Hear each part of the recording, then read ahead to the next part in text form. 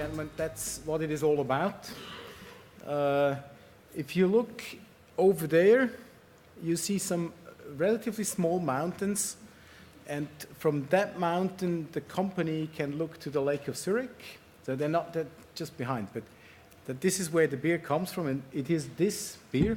And we will present together Thomas Kagi from at the time he made the study, he made the calculations My Climate, and right now Thomas Kagi has moved to a new company called Carbotech. I presented the preliminary results at the last PCF conference about the comparative study of beer. Here we can show you the contributors to this study. It was My Climate with Dave Edstein and Thomas Kagi. Then we have Adisa from the University of Manchester, Ana Contreras from Boch Asociados in Chile. Then we had participants from CIRAG in Canada and Chemai in Japan. The need for the study arose out of a wish from Klimatop, but it certainly also applies to multinational companies, that we need to be able to compare LCAs around the world. And when somebody makes an LCA somewhere and we would like to accept the results, we must be sure that the LCA has been made according to international standards and that we can trust the results. And I said, well, let's go bottom up. There's not a lot of theory on top. Let's simply see what happens if we come bottom up and say what are the routine performance of LCA practitioners when we give them a data set. The institutions I have already said, and the process was that we made calculations on all these institutes with the same set of data. Now I take the liberty to talk about some of my previous jobs from 1992 to 1999, just to tell you that this is nothing new, what we're doing here. I used to be the executive officer of an international organization in seed, and this organization has had exactly the same problems as LCA has today. They needed methodology to compare seed. Seed was traded internationally already in the 1980s, 90s, and there were laboratories testing the seeds, and the results had to be trustworthy in order not to double the testing around the world. And what they have done, they started in 1875, and it still exists and it still works, this association. They have done two things. They have made a set of rules, which would be Greenhouse Gas Protocol ISO 1440, plus product category rules. That is the theoretical standard on how to test seeds. But then they have also made a practical comparison on the performance of each laboratory. This is called round-robin tests, ring tests, and so on. So you can be sure that every laboratory 3 times per year must do a comparative study, and they're expected to be within a certain limit of data in order to receive accreditation. Otherwise, they would lose their accreditation. So what is the routine performance of a laboratory? And basically, this is what we need as well in LCA testing. We need the theory, we need the methodology, but we must also be sure that the routine testing or the routine LCA calculations are correct. So the comparative study we did was we wanted to see where are we with results. We wanted to explain the differences found, and we wanted to propose some improvements, and we would like to make a publication of the results in the future. Last time I presented this slide as well, so this is the reusable bottle here. What we have done is we made comparative study on 33 centiliter reusable bottle and one-way bottle, and we have given the inventory on energy consumption, ingredients, packaging, transports, and disposal. This is a slide what the participants of the study have received. They have received much more information, but that's a slide of 1 page. So this is the type of information they've been given. And these were the preliminary results, which I showed last time. What we have done in the meantime is we went through these results and tried to find out what has happened to get to these results. And now I'd like to pass over to Thomas, who has really gone back to the different LCA practitioners, verifying the data, trying to find out what kind of differences we have and why we have them.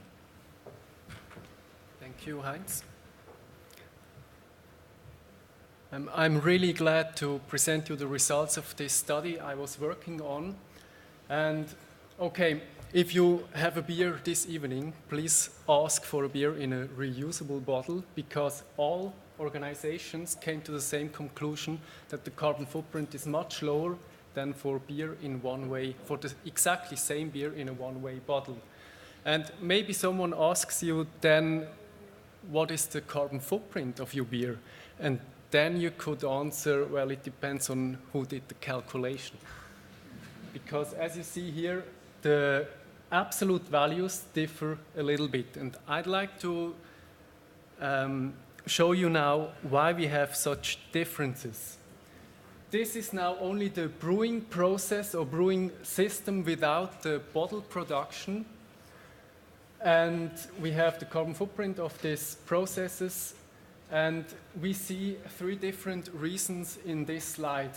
The first one, if you look at the barley production, it's quite simple. Each organization used another data set, another data inventory, and therefore we have 5 different impacts from the exact same amount of barley production.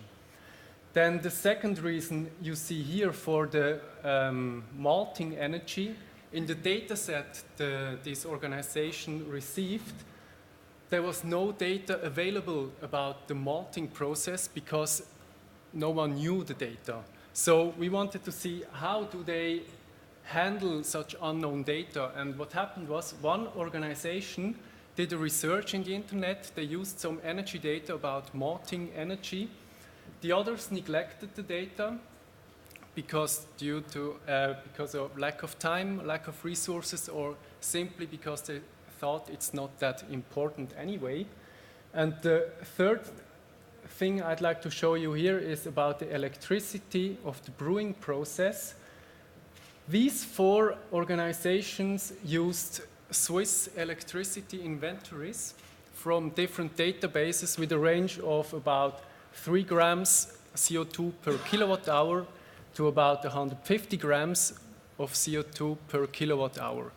And organization A didn't use the Swiss electricity mix, they used the European electricity mix because they said, well, Switzerland is really connected to the other in this European electricity network, therefore it's much fairer to use the European mix.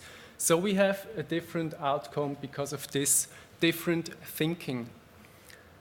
Now let's move to the production and disposal of the one-way bottle. And the eye-catching impact here is this one about wastewater treatment. And I really double and triple checked this. It's not a mistake. This is simply an average wastewater treatment inventory, which has about a 300 times higher impact than inventories from other databases. That doesn't, I don't want to say this is wrong, but it's simply different. And the second thing, that's a good thing, if we compare A and E, these 2 organizations used the exactly same inventory of the same database and they came to almost the same results. And the difference here is only because they use different versions of the same database. Now let's come to the results of the reusable bottle. And this bottle is used 35 times. It's brought back to the brewery, it's washed with hot water and then refilled. And again, we have here a really high impact from the wastewater treatment. And I'd like to talk about this one here, about the transport, about the delivery transport.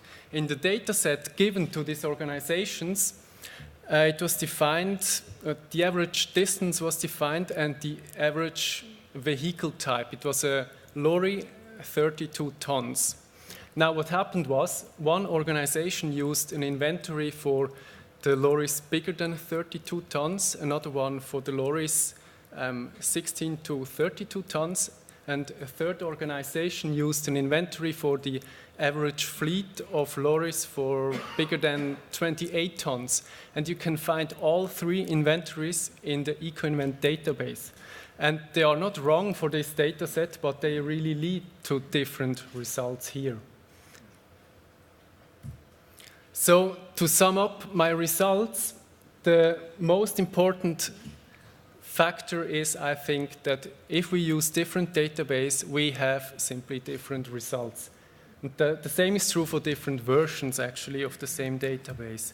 And the second thing I think is really important is the handling of the data. So what kind of experience do I have? What kind of assumptions am I doing? And this can affect the results. For example, how do I handle non-available data like the malting energy, or how do I handle, or how do I approach data where I have different or various inventories that fit as well. And for the conclusion, I now hand over again to Heinz. Thank you. Thank you very much. Okay, now I can tell you it's not all that disastrous as it may look in the first moment. It's not at all. We have found that although the absolute values are different, we can say that we have on the relative comparison the results were correct. So relative comparisons are acceptable this way. Something we should also say, which Thomas has corrected and which goes back to my previous experience at ISTA, is that there are calculation errors. It is known in the industry of laboratory accreditation that one of the biggest sources of errors in laboratories is calculation errors and transposing errors. So these results here are without calculation errors. Now when we look at the results here finally, we can see that the difference, with the exception, let's say, of if we take this away, then we can see that the results are by far not so bad as they look in the first moment. So basically we're on a good way.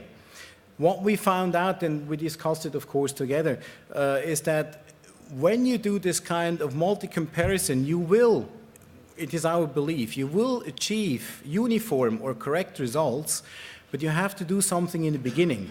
What we did was we simply gave out the data and said, now calculate. Now we know that this is not the way to go forward. If you want to have really correct results, you first of all have to tell all the companies involved what kind of a database and what kind of an inventory they shall use. And then you have to define very well the assumptions they have to make. And what we believe is also very important is that the critical reviewer, which we always have in our LCAs, also has to have a look at calculation errors. We believe that this is very important. And we are certain that when you do this on a short term, you will achieve very, very good comparable results. But you have to do something on it. It's not a simple way forward. If you look a bit long term, what we would suggest is that we need some kind of a harmonization of the databases, that this is so that there is not that much difference in databases, if possible. Then product category rules would be very helpful, and these two parts now again in the theory, the methodology part, and then to harmonize the routine LCA calculations through some kind of a system of a network where companies work together, maybe through a system where you do more of this comparison testing to see whether or not company finds their own errors and can go into their quality management system to improve whatever they identify as errors. And I know that all of you have been in the first meeting. They probably... It doesn't work, I'm afraid. Yeah. Let's have a look if I can find it. And if it works. No. Does it? No?